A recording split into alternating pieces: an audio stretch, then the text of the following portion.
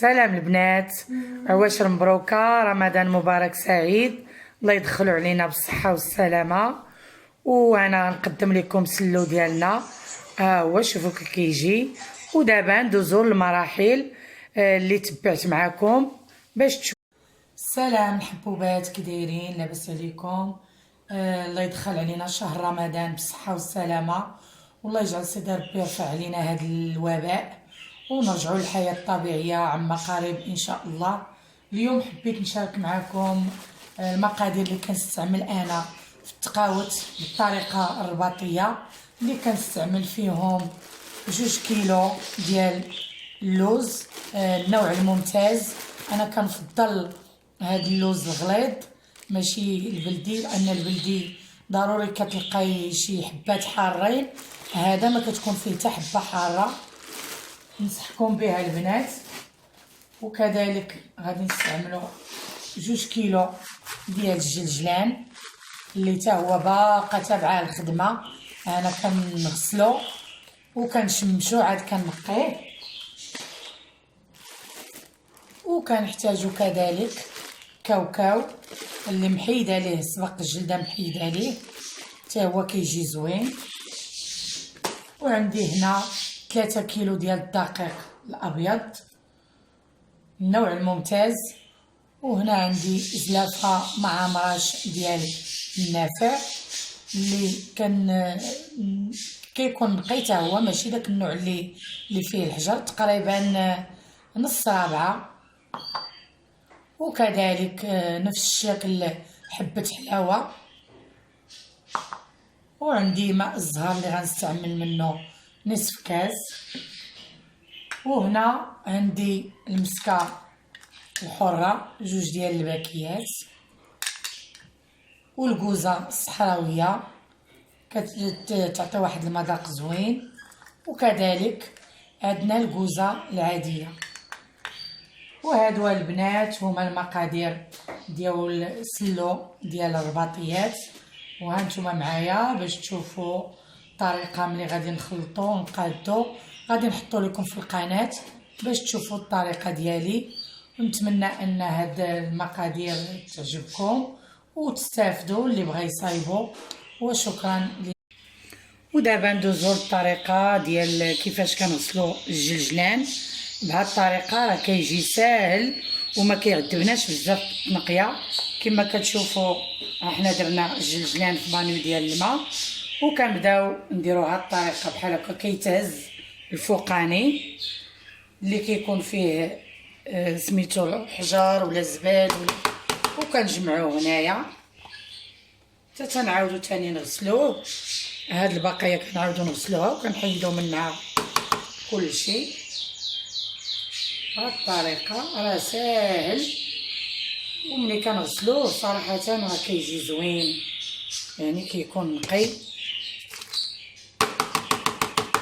وهذا اللي كيبقى لينا لتحت راه كيكون نقي.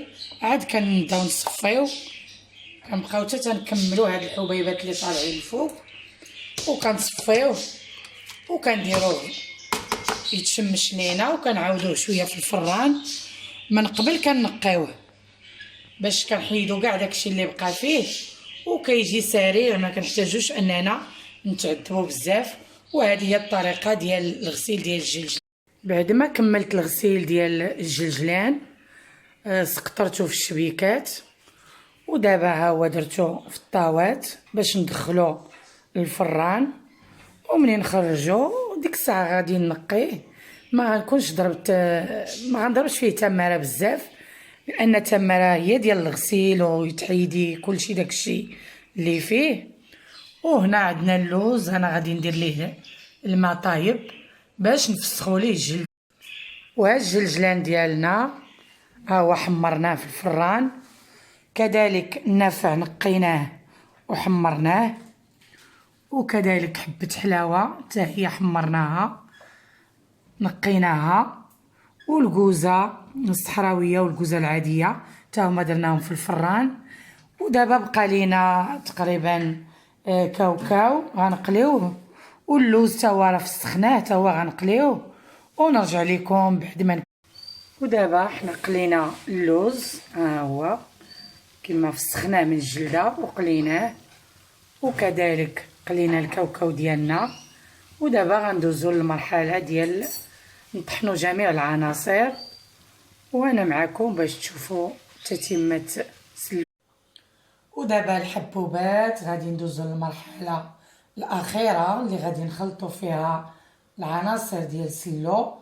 كما كتشوفوا معايا اللوز والجلجلان وكاوكاو، طحنتهم ولكن غير هرشلتهم، ما كنطحنش بزاف، كنخليهم مهرشلين بهذا الشكل. وخلينا واحد الزلافه ديال الجلجلان كنخلطو هكا، والنافع وحبه حلاوه هادو طحنتهم مليح وغربلتهم.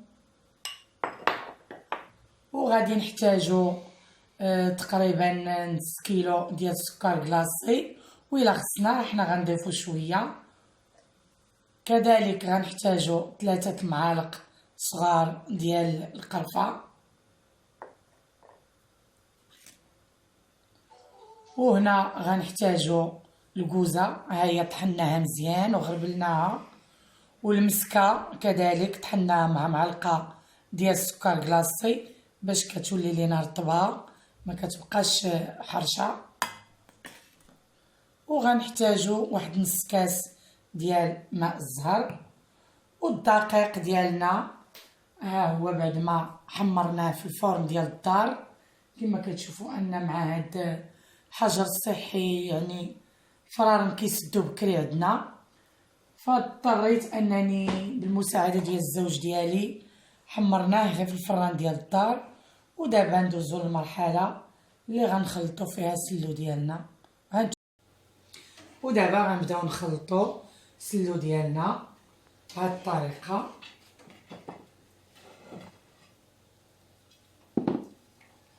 نديرو اللوز ديالنا فوق الدقيق، تقريبا انا خديت 2 كيلو، وكل واحد على حسب المستطاع ديالو، يعني كاين اللي غيدير غير كيلو. انا عطيت المقادير ديالي والانسان غيدير القياس اللي غيواتيه، وديك الساعه غينقص. ونزيدو الكاوكاو حتى هو درت 2 كيلو، يعني انا بالنسبه للافراد ديالنا حنا 6 في الاسره، يعني كنديروه ديما كتير كل عام نفس القياس.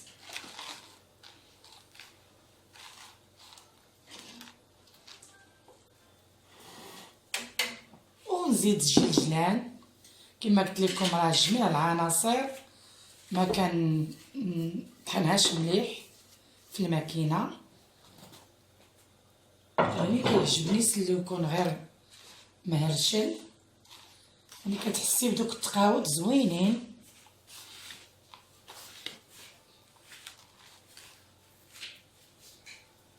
ونزيدو حبه حلاوه والنافع.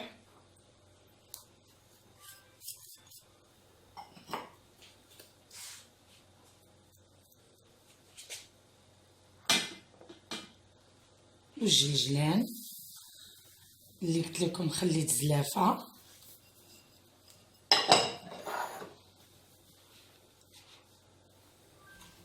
مع اضافه القرفه 3 المعالق صغار. ونديرو السكر كلاصي، كما قلت لكم السكر كلاصي كيبقى على حسب الحلاوه الذوق.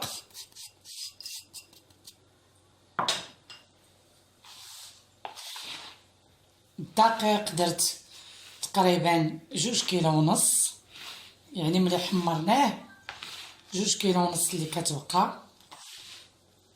وكنخلطوا العناصر مزيان. غادي نضيف نص تقريبا ديال هاد الزلافه، ونخلط العناصر كامله بهاد الطريقه. وكنكونوا غلينا الزبده نص كيلو تقريبا ديال الزبده مع غراف ديال زيت المائده. هذا القياس ديال الزيت اللي درت، غليناه مزيان فوق النار حتى حيدات لينا ديك الكشكوشه ديال الزبده. ودابا نبداو نديرو الزبده والزيت بشويه بشويه.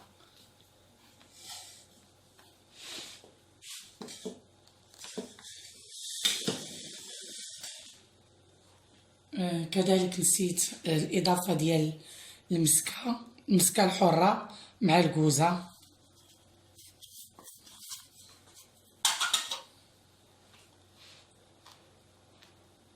نخلطو، انني نسيتهم.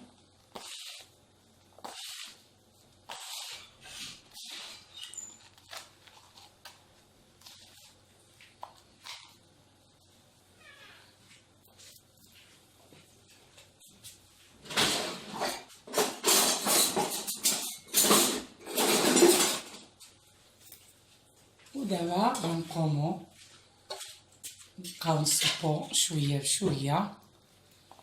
هانتوما شوفوا الزبده والزيت، يعني ملي كنخلطوها كنشعلوها فوق النار ما كتبقاش فيها ديك الكشكوشه البيضاء، وكنخليوه حتى كيبرد مزيان. وغنضيفو واحد نص كاس ديال ماء الزهر اللي كينسم لينا السلو ديالنا. انا كنديرو كيبقى عندي مده طويله حتى تيقرب تقريبا كاع العيد الكبير وكيبقى عندي مازال.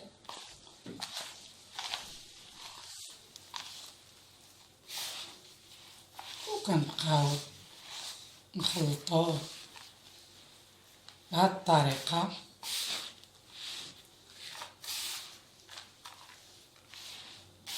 مع اضافه الزبده والزيت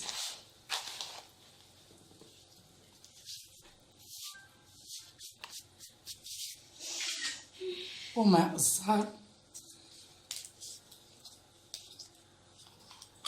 تقريبا غنديرو كاس.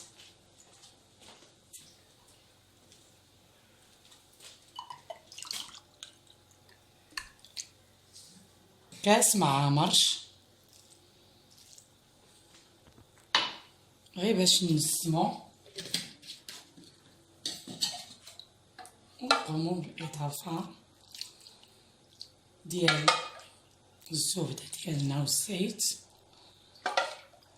غير البنات خصنا نخلطوا العناصر مزيان ونحتفظوا بها في السطل اللي كنخزنوا فيه الحلويات، يعني السطل الخاص اللي كنديروا فيه السلكه.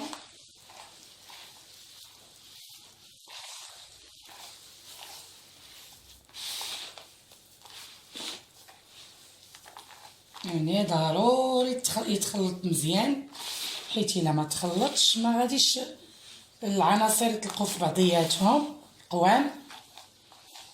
وغنبقى على هاد الطريقه تقريبا نصف ساعه وانا كنخلط، ونرجع لكم باش تشوفوا الطبق النهائي اللي غنحضر. غنبقى غنلوحها واحد شويه اللوز يتخلط مع هاد العناصر ونحضر الطبق النهائي اللي غتشوفوه معايا. ودابا حنا خلطنا السلو ديالنا، ها هو كما كتشوفوا بعد ما ضفنا عليه اللوز اللي قلت لكم خليت.